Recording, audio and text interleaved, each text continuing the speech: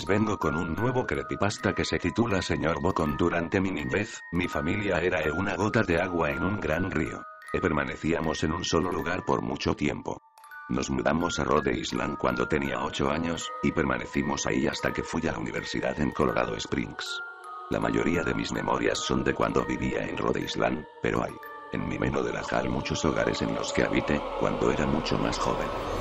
La mayoría de estas memorias son poco claras y sin sentido, como el perseguir a otro niño en el patio de una casa en Carolina del Norte, intentar construir una balsa detrás de un departamento en el que viví en Pensilvania, y cosas como esas.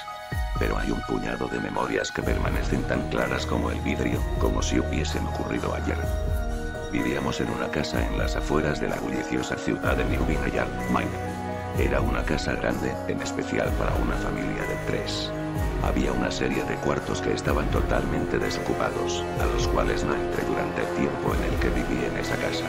Supongo que era un desperdicio de espacio, pero era lo único que pudo rentar mi papá que le quedara cerca de su trabajo. Recuerdo que, en el día después de mi cumpleaños, tuve una fiebre tremenda. El doctor dijo que tenía mononucleosis, lo que, para mí, significaba más fiebre y no poder salir a jugar por al menos 3 semanas. Era un momento terrible para estar atado a la cama. Estábamos empacando para mudarnos a Pensilvania, y la mayoría de mis cosas ya estaban dentro de cajas, dejando mi cuarto casi vacío. Mi mamá me traía agua mineral y libros varias veces al día, los cuales servían como único entretenimiento durante estas semanas. No recuerdo exactamente cómo conocí al señor Bocón. Creo que fue una semana después de que diagnosticaron la mono. Mi primera memoria de la pequeña criatura fue de cuando le pregunté su nombre. Me dijo que lo llamara señor Bocón, porque tenía una boca enorme. De hecho, ahora que lo pienso, todo en su cara era enorme en comparación a su cuerpo, su cabeza, sus ojos, sus arrugadas orejas.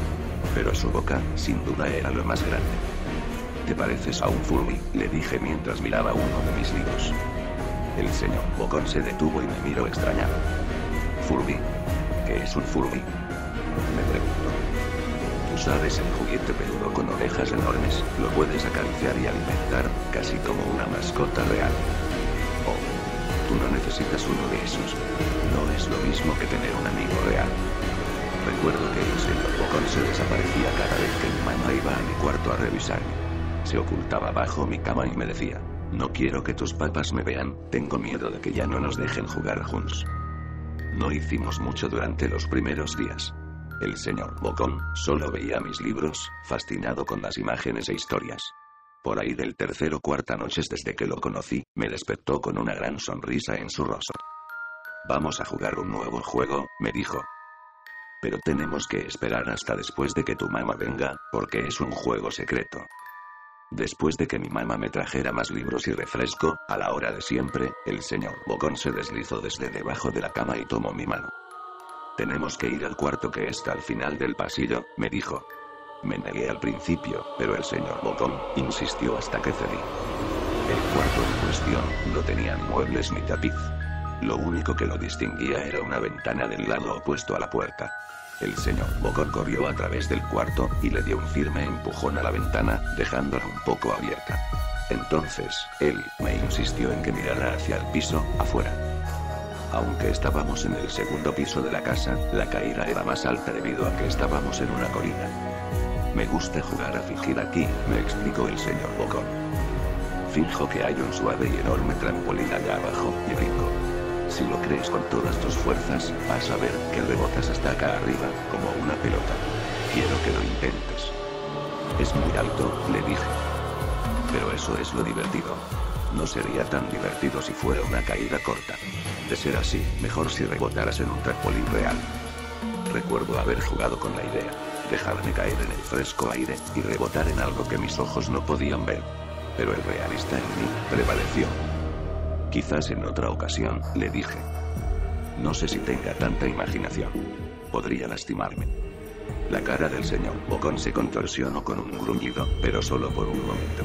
Decepcionado, se metió debajo de mi cama, donde estuvo quieto el resto del día. La mañana siguiente el señor Bocón llegó con una pequeña caja. Quiero enseñarte malabares, me dijo. Aquí hay algunas cosas que puedes usar como práctica antes de que te dé tu primera lección. Mira la caja. Estaba llena de cuchillos. mis papás me mataran. Fui horrificado de que el señor Bocón había traído cuchillos a mi cuarto, objetos que mis papás no me dejarían tocar nunca. El señor Bocón ruge. Es divertido jugar con esto. Quiero que lo intentes. Aleje la caja de mí. No puedo. Me regeneran. Los cuchillos no son seguros para aventarse. Las cejas del señor Bocón se cerraron, molesto. Tomó la caja con los cuchillos y se metió debajo de la cama, otra vez durante todo el día. Me empezaba a preguntar qué tan seguido se me pasaba debajo de mí. Desde ese entonces, empecé a tener problemas para dormir. El señor Bocón me despertaba en la noche diciéndome que había puesto un trampolín real debajo la ventana, uno enorme que no podía ver en la oscuridad. Siempre me negué y trataba de volver a dormir, pero el señor Bocón persistía. Algunas veces, se quedaba a mi lado hasta el amanecer, animándome a saltar. Ya no era tan divertido jugar con él. Una mañana, mi mamá fue hacia mi cuarto, y me dijo que tenía permiso de ir a caminar afuera. Pensaba que el aire fresco sería bueno para mí, especialmente después de estar confinado a mi cuarto por tanto tiempo. Con emoción, corrí hacia el patio, esperando poder sentir el sol en mi cara. El señor Bocón me estaba esperando. Hay algo que quiero que veas, me dijo. Debí darle una mirada fea, porque entonces me dijo, ¿es seguro? No pasa nada, te lo prometo. Lo seguí hasta un viejo camino que corría a través de los bosques detrás de mi casa. Este es un camino importante, me explicó. Tengo muchísimos amiguitos de tu edad. Cuando estuvieron listos, lo llevé por este camino. A un lugar especial. Todavía no estás listo, pero algún día, espero, lo estarás. Regresé a mi casa preguntándome qué tipo de lugar existía más allá de aquel camino. Aproximadamente 2 semanas después de conocer al señor Bocón, empacaron la última carga de cajas en el camión de mudanzas. Me fui adelante con mi papá, en un largo recorrido hacia Pensilvania. Había considerado en decirle al señor Bocón que me iba, pero aún teniendo 5 años, sospechaba mucho de las intenciones de la criatura, a pesar de lo que me decía. Fue por esta razón que decidí no mencionar nada de mi mudanza. Eran las 4:00 am cuando mi papá y yo estábamos en el camión. Mi papá esperaba llegar a Pensilvania para la hora de la comida al día siguiente, con ayuda de una larga dotación de café y bebidas energéticas. Recuerdo que se parecía más a un tipo que estaba a punto de correr una maratón, que un tipo que se la pasaría sentado por un par de días. Muy temprano para ti, ¿verdad?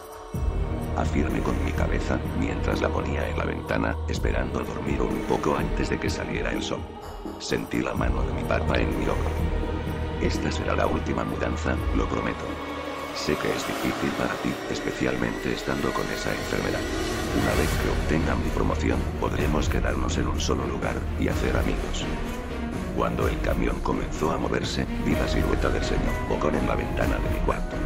Parado, inmóvil, se despidió lastimosamente con su mano. No me despedí. Años después, regresé a New York. El terreno donde se encontraba mi casa estaba vacío, a excepción de los cimientos. Resulta que la casa se quemó algunos años después de que yo y mi familia nos fuimos. Por curiosidad, busqué el camino que el señor Bocón me enseñó, y al encontrarlo, decidí seguirlo. Una parte de mí esperaba que el señor Bocón saltara sobre mí de repente, y me espantara dándome un infarto, pero tenía la sensación de que el señor Bocón ya no se encontraba en ese lugar, como si de alguna manera él estuviese atado a la casa que ya no existe. El camino llevaba a uno de los cementerios de New York. Al ver muchas de las tumbas, pude darme cuenta que la mayoría pertenecía a niños no mayores de 9 años.